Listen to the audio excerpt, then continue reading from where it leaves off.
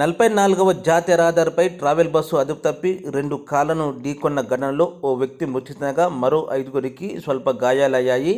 స్థానికులు తెలిపిన వివరాల ప్రకారం హైదరాబాద్ నుండి నిజామాబాద్ వైపు వెళ్తున్న king travel bus station Masaipet వద్ద బుధవారం అర్ధరాత్రి అదుపు తప్పి ముందుకు వెళ్తున్న 2 కార్లను ఢీకొట్టింది. ఈ ప్రమాదంలో ఉత్తరప్రదేశ్ రాష్ట్రానికి చెందిన రాజ్ కుమార్ పాల్ అనే వ్యక్తి గుండెపోటుతో అక్కడికక్కడే మృతి చెందగా మరో 5గురికి స్వల్ప గాయాలయ్యాయి. జాతీయ రహదారిపై రోడ్డు ప్రమాదం జరగడంతో వాహనాలు ఎక్కడికక్కడే నిలిచిపోయాయి. సంఘటన స్థలానికి చేరుకున్న పోలీసులు ట్రాఫిక్ను క్లియర్ చేశారు.